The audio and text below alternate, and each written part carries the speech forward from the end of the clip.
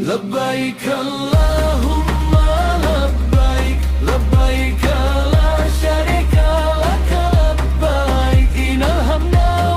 Ngomongin soal kepedulian pemimpin, kita bisa lihat langsung dari momen keberangkatan jamaah haji Kloter 32 Jawa Timur. Pak Wapres nyempetin waktu buat hadir dan ngelepas langsung para tamu Allah ini. Kehadiran beliau pastinya ngasih semangat tersendiri buat jamaah yang mau berangkat ibadah. Datang ke acara kayak gini bukan cuma sekadar formalitas pejabat aja loh. Beliau beneran nunjukin kalau pemerintah tuh peduli dan pengen mastiin warganya berangkat dengan tenang. Rasanya adem banget lihat pemimpin yang mau turun langsung nyapa masyarakatnya.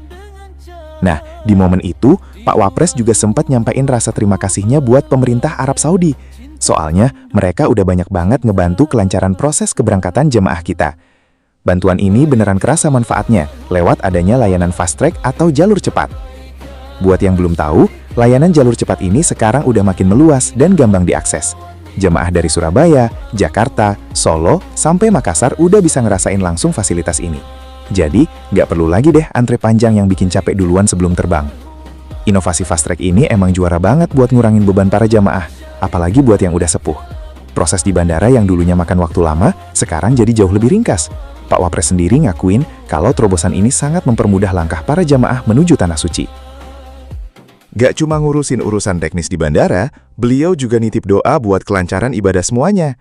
Dengan penuh kehangatan, Pak Wapres ngucapin selamat ngejalanin ibadah haji. Harapannya, semua rangkaian kegiatan di sana nanti bisa berjalan mulus tanpa halangan. Satu hal yang ditekankan banget sama Pak Wapres di depan para jamaah adalah soal kesehatan. Beliau wanti-wanti banget supaya semuanya pinter-pinter jaga kondisi badan.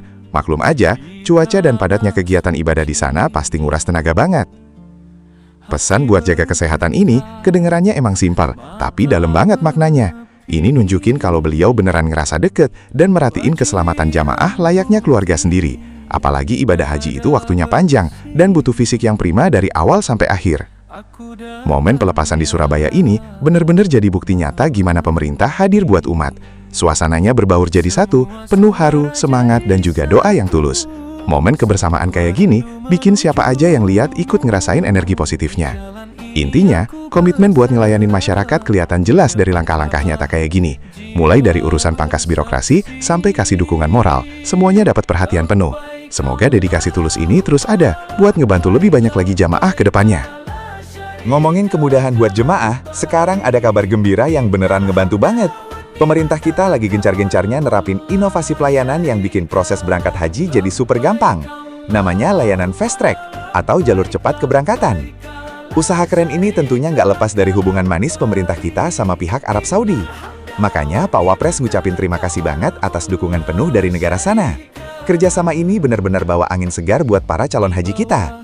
Asiknya lagi, fasilitas jalur cepat ini nggak cuma eksklusif di satu tempat aja loh. Sekarang layanannya udah nyebar luas di 4 titik keberangkatan utama di Indonesia. Mulai dari Surabaya, Jakarta, Solo, sampai Makassar. Semuanya udah bisa nikmatin fasilitas ini. Pasti pada penasaran kan, emang seberapa ngebantu sih fasilitas jalur cepat ini? Jawabannya, sukses banget buat memangkas antrian panjang dan birokrasi yang biasanya bikin capek duluan. Jemaah jadi nggak perlu nunggu berjam-jam cuma buat antre keberangkatan. Dengan adanya fast track, proses pemeriksaan dokumen jadi jauh lebih ringkas dan cepat, sejak dari tanah air. Semuanya diselesain tanpa ribet, jadi jemaah nggak perlu pusing dan kelelahan antre. Mereka bisa lebih rileks dan simpan tenaga buat ibadah nanti.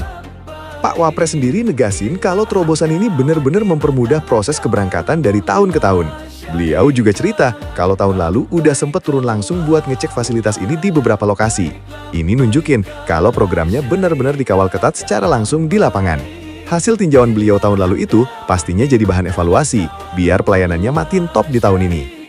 Pemerintah kelihatan serius, pengen mastiin jemaah bisa berangkat dengan tenang dan gembira. Semua prosesnya dibikin seefisien mungkin, biar jemaah merasa benar-benar dilayani. Fokus utama dari inovasi ini, murni buat ngasih kenyamanan maksimal bagi para jemaah kita tercinta. Kalau urusan keberangkatan udah beres dan lancar jaya, jemaah otomatis bisa lebih fokus memantapkan niat beribadah. Nggak ada lagi drama kelelahan di bandara sebelum penerbangan yang panjang. Apalagi kita semua tahu, banyak banget jemaah haji kita yang usianya udah masuk kategori lansia. Fasilitas tanpa hambatan ini jadi bentuk perhatian ekstra dan kasih sayang nyata dari negara buat mereka. Langkah inovatif ini dampaknya kerasa banget buat ngebantu menjaga fisik para orang tua kita. Semoga inovasi jalur cepat ini kedepannya bisa makin diperluas lagi ke embarkasi di kota-kota lain.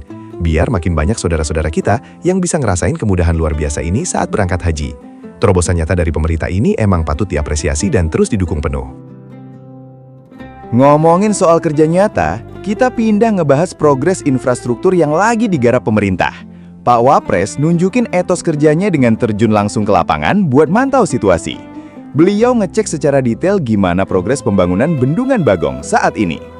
Kegiatan belusukan ke proyek ini nunjukin kalau kerja itu nggak cukup cuma dari balik meja aja. Datang langsung ke lokasi proyek emang jadi cara paling jitu buat mastiin semuanya aman. Lewat cara ini, progres kerjaan di lapangan bisa kelihatan lebih jelas dan benar-benar transparan. Kunjungan ke area Bendungan Bagong ini, fokus utamanya murni buat agenda pemantauan fasilitas negara. Pemerintah pengen mastiin kalau proyek sebesar ini tetap jalan sesuai jalur dan rencana awal. Pastinya nggak mau dong ada target penyelesaian bangunan yang sampai meleset. Walaupun kegiatan ini didokumentasiin tanpa ada banyak obrolan atau pidato resmi, aksinya udah bicara lebih keras. Visual dari kunjungan ini nampilin dengan jelas keseriusan pemerintah dalam mengawal infrastruktur. Gerak-gerik pemantauan di lapangan nunjukin fokus yang penuh terhadap proyek strategis ini. Kehadiran seorang pemimpin di lokasi pembangunan kayak gini pastinya ngasih energi positif tersendiri. Para pekerja yang lagi banting tulang di lapangan pasti dapat dorongan moral yang lumayan gede. Mereka pasti ngerasa jerih payahnya dihargai dan diperhatiin langsung sama jajaran atas. Pembangunan Bendungan Bagong ini memang masuk radar prioritas yang butuh perhatian khusus. Makanya, kelancaran proyeknya dikawal ketat, biar kendala-kendala kecil bisa langsung diatasi. Semuanya dipantau dari dekat, supaya proses pembangunannya berjalan mulus tanpa hambatan. Bikin fasilitas fisik skala besar kayak bendungan gini, pastinya nggak bisa sembarangan, dan butuh pengawasan ekstra. Peninjauan lapangan secara langsung ini penting buat mastiin spesifikasi dan kualitasnya udah pas. Urusan kualitas bangunan pastinya harus selalu jadi prioritas nomor 1, biar aman buat warga. Agenda tinjauan infrastruktur ini juga jadi bukti kalau pemerintah nggak pernah main-main soal janji pembangunan. Mereka nunjukin komitmen yang kuat buat nyelesain apa yang udah dimulai dari awal. Bangunan infrastruktur yang kokoh kan emang jadi salah satu kunci penting buat kemajuan ekonomi daerah.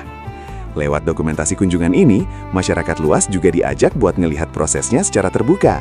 Transparansi progres pembangunan fasilitas publik itu penting banget, biar publik juga ikut mengawal. Jadi nggak ada lagi deh keraguan soal kelanjutan dan keseriusan proyek bendungan ini.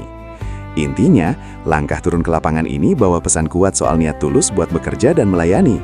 Harapannya, proyek Bendungan Bagong ini bisa cepat rampung dan bawa berkah buat sekitarnya. Kita doain aja semoga semuanya dilancarkan sampai bendungan ini bisa beneran beroperasi. Fokus pembangunan pemerintah emang nggak cuma terpusat di urusan pelayanan aja. Perhatian khusus juga dikasih buat mengawal proyek infrastruktur fisik kayak kelanjutan pembangunan Bendungan Bagong.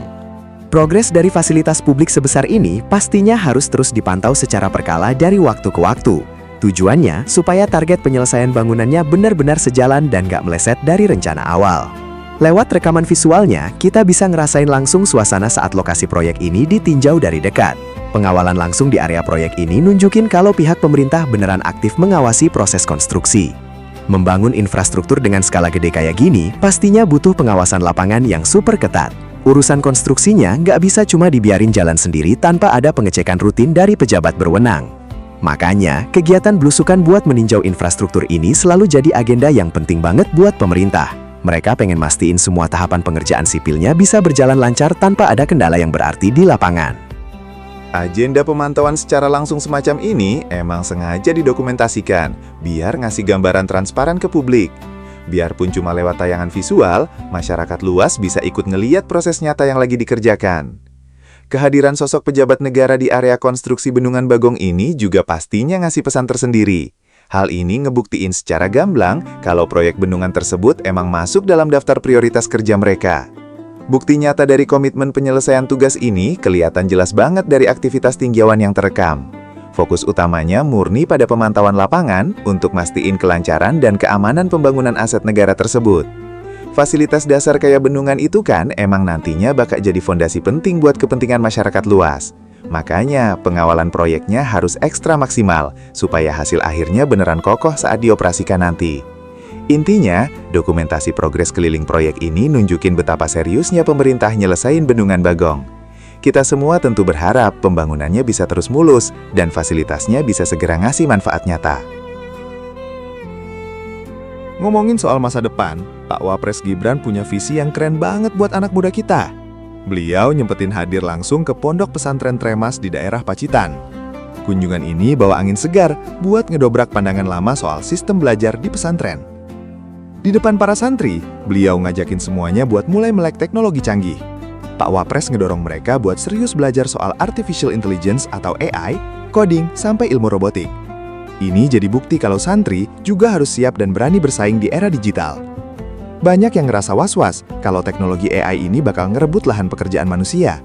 Tapi, Pak Wapres dengan santai menepis ketakutan itu di depan para pengurus dan santri. Beliau negasin kalau robot atau AI itu diciptain bukan buat ngegantiin peran manusia, termasuk profesi mulia seperti guru. Justru sebaliknya, kehadiran teknologi ini murni buat jadi alat bantu kita aja.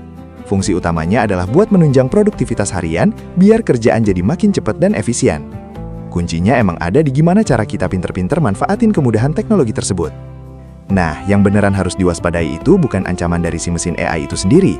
Beliau ngingetin kalau yang bakal kalah di masa depan justru adalah mereka yang ogah pakai AI. Jadi manusia yang menolak adaptasi itulah yang bakal tergeser perlahan-lahan. Selain soal teknologi, ada pesan penting lain yang disampaikan buat anak-anak muda di sana. Pak Wapres wanti-wanti supaya santri nggak gampang kemakan berita hoaks atau framing negatif yang seliwuran di media sosial. Anak muda harus bisa nyaring informasi dan tetap fokus ngerjain hal-hal yang produktif. Balik lagi soal ketakutan kehilangan kerjaan. Penjelasannya dibikin masuk akal dan gampang dicerna. Pak Wapres ngejelasin kalau kemajuan teknologi justru ngebuka banyak banget peluang karir baru yang menjanjikan. Misalnya aja profesi kekinian kayak spesialis media sosial atau analis AI yang sekarang lagi banyak banget dicari. Beliau juga ngasih contoh simpel tentang interaksi manusia dan mesin. Walaupun nanti di pabrik ada robot yang angkat barang, tetap aja butuh keahlian manusia buat bikin perintahnya. Peran manusia sebagai pengendali yang ngetik promnya itu tetap mutlak dibutuhkan dan gak bakal tergantikan. Makanya, Pak Wapres ngasih apresiasi gede banget buat inisiatif Pondok Pesantren Tremas. Fasilitas belajar robotik dan AI di sana dinilai udah sangat tepat sasaran buat kebutuhan zaman sekarang. Langkah ini penting banget buat ngebentuk cara berpikir komputasional santri sejak dini. Pengenalan teknologi ini pada akhirnya bakal sukses ngasah critical thinking atau cara berpikir kritis para santri. Berbekal ilmu agama yang kuat, ditambah skill digital mumpuni, generasi muda kita pasti bakal makin tangguh. Mereka udah bener-bener disiapin buat ngadepin tantangan zaman modern yang serba cepat ini. Waktu ngobrol bareng para santri di Tremas, cara komunikasi Pak Wapres kelihatan asyik banget dan gak kaku. Beliau sukses ngebangun suasana yang santai, tapi pesannya tetap nyampe ke anak-anak muda. Di momen itu, beliau ngasih pencerahan soal ketakutan orang-orang sama teknologi kecerdasan buatan. Pak Wapres dengan tegas bilang kalau AI itu nggak bakal pernah bisa ngegantiin peran manusia seutuhnya, termasuk profesi pendidik seperti guru. Teknologi pintar ini ibaratnya cuma alat bantu buat kita kerja sehari-hari. Tujuan utamanya murni buat ningkatin produktivitas supaya kerjaan jadi makin beres dan efisien. Nah, yang beneran harus dikhawatirin itu bukan masalah teknologinya. Beliau ngingetin kalau orang yang bakal tersingkir itu justru mereka yang menolak dan gak mau pakai fasilitas AI. Terus, soal lapangan kerja yang katanya bakal hilang, Pak Wapres ngasih pandangan yang bikin optimis. Beliau ngejelasin kalau zaman sekarang justru bakal muncul banyak banget profesi baru, contohnya kayak spesialis media sosial atau analis AI. Logikanya gampang, mesin pintar dan robot itu kan tetap bikinan tangan manusia. Biarpun robot yang disuruh angkat barang di pabrik, tetap butuh otak manusia buat ngetik prompt atau perintahnya. Selain urusan teknologi, pesan soal cara main medsos juga ditekankan banget di hadapan para santri. Mereka diwanti-wanti supaya nggak gampang kemakan framing negatif dan berita bohong yang seliweran di internet. Anak muda zaman sekarang emang harus lebih pintar nyaring informasi yang masuk. Pak Wapres nyaranin supaya mereka mendingan fokus aja ke kegiatan-kegiatan yang jauh lebih produktif buat masa depan. Makanya, inisiatif pihak pesantren yang ngajarin santrinya ilmu coding dan robotik ini dapat apresiasi penuh dari beliau. Langkah keren ini beneran ngebentuk cara berpikir komputasional yang tajam sejak dini. Ilmu-ilmu kekinian ini tuh penting banget buat ngasah cara berpikir kritis atau critical thinking anak-anak muda kita. Jadi para santri udah beneran punya bekal kuat biar nggak ketinggalan di era yang serba digital ini.